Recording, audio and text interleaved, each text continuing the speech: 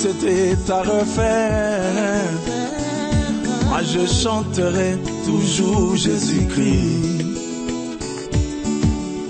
Si c'était à refaire. Bien-aimés dans le Seigneur, une fois de plus, bonjour. Nous voici encore avec notre nouvelle vidéo de la série Écrit à l'ange de l'église de Laodicée, avec l'homme de Dieu, l'envoyé de l'Éternel, le frère Isaac Musungu. Alors ce soir, ou encore dans cette vidéo, nous allons parler des je reprends et je châtie. Ça, c'est le sous-thème de cette vidéo. L'Éternel est en train de parler à l'église depuis que nous avons commencé. L'église de Laodicée, c'est l'église d'aujourd'hui. C'est l'église où l'Éternel est au dehors. Pourquoi l'Éternel est au dehors? Comment l'Éternel est au dehors? Est-ce que j'invente des choses? Nous allons lire dans la parole de Dieu, dans les livres de Apocalypse, chapitre 3, versets 19 à 20. Alors, ça, c'est la partie que nous allons lire aujourd'hui. Nous sommes déjà en train de lire. J'ai lu en Seigneur Jésus. Moi, je reprends et je châtie tous ceux que j'aime. Aie donc du zèle et répands-toi. Voici, je me tiens à la porte et je frappe.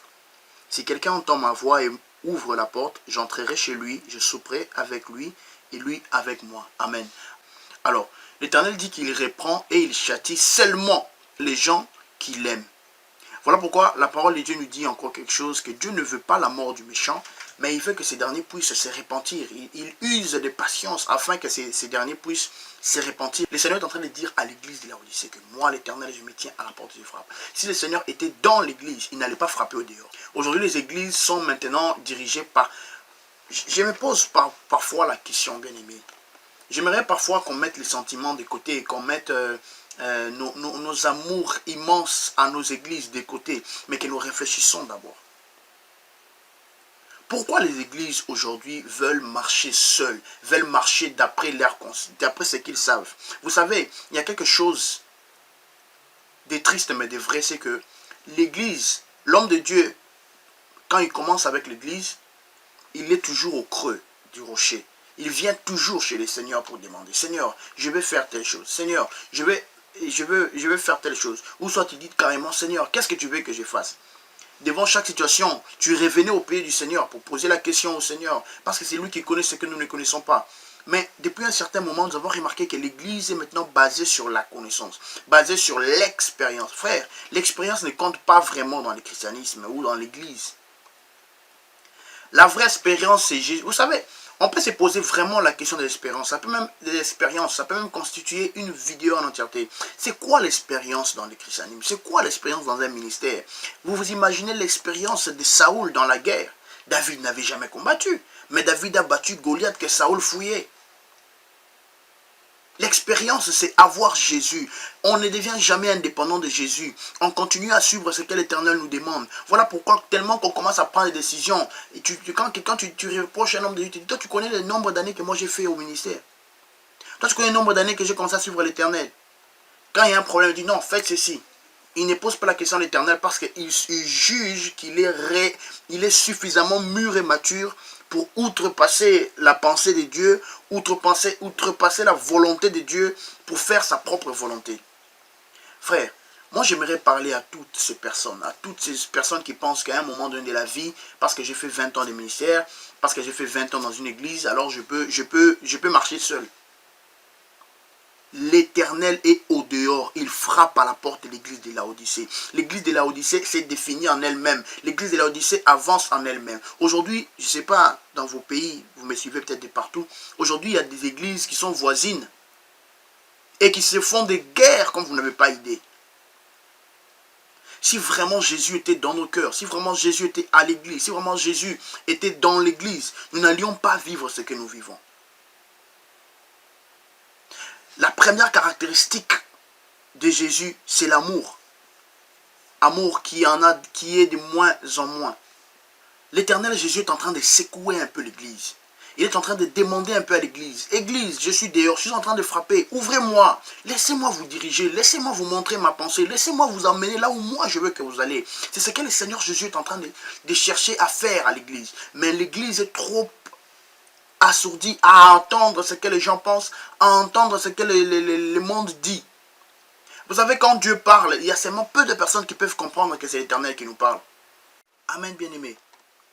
La Bible dit dans les livres de 2 Timothée, chapitre 3, à partir du verset 1er, Sache que dans les derniers jours, il y aura des temps difficiles. Car les hommes seront égoïstes, amis de l'argent, fanfarons, hautains, blasphémateurs, rebelles à leurs parents, ingrats, irréligieux, insensibles, déloyaux, calomniateurs, intempérants, cruels, ennemis des gens de bien, traîtres, emportés, enflés d'orgueil, aimant les plaisirs plus que Dieu, ayant l'apparence de la piété, mais reniant ce qui en fait la force.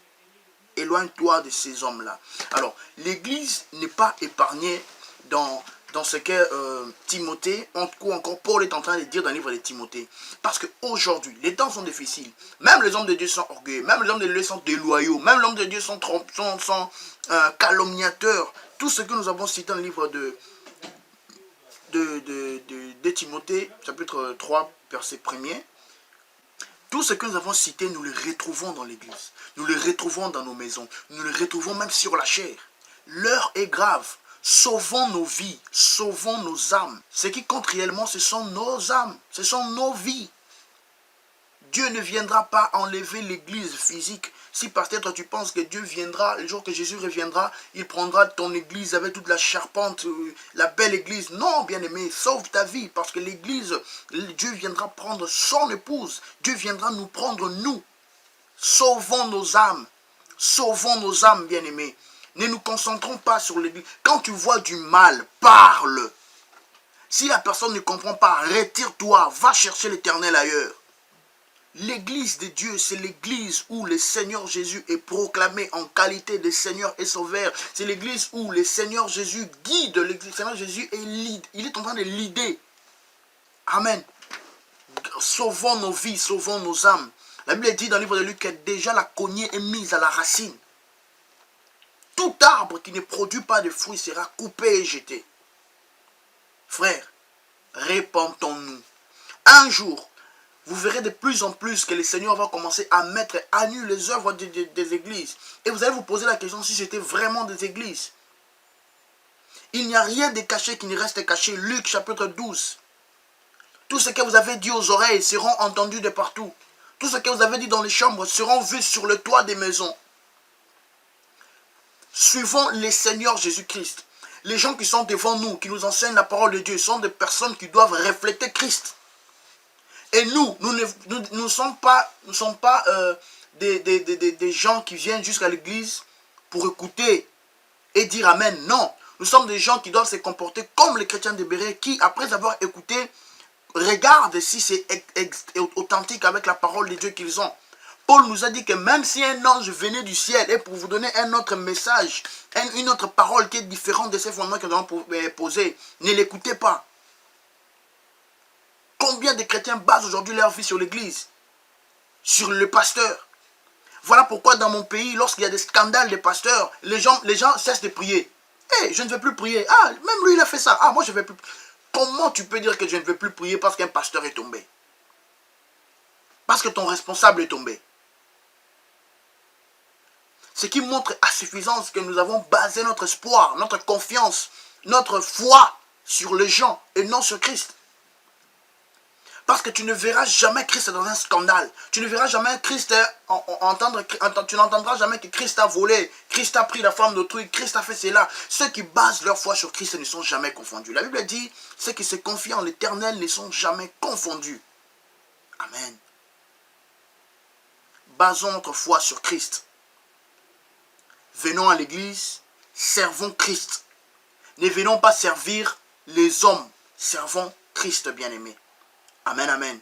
L'Éternel Jésus, le Seigneur Jésus reprend. Le Seigneur Jésus reprend. C'est-à-dire qu'il corrige. Il sait corriger. Il sait châtier. Vous vous souvenez de l'histoire de Jonas? Le Seigneur Jésus sait châtier. Pour que seulement tu retrouves la voie, le Seigneur Jésus peut te châtier. Amen, bien-aimé. J'espère bien que quelqu'un qui m'a suivi dans ces messages a compris quelque chose de particulier. Amen.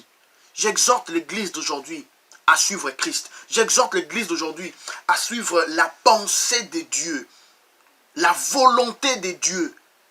Regardez les choses par rapport à Dieu et non par rapport aux hommes. Regardez les choses par rapport à ce que Dieu pense. Faites les choses par rapport à ce que Dieu pense. La Bible nous demande, faites toutes choses comme si vous le faites pour le Seigneur. Quand tu insultes les pasteurs du voisin là-bas, parce que ton pasteur, il ne parle pas avec ces pasteurs-là, tu le fais pour le Seigneur. Faites toutes choses comme si vous le faites pour le Seigneur.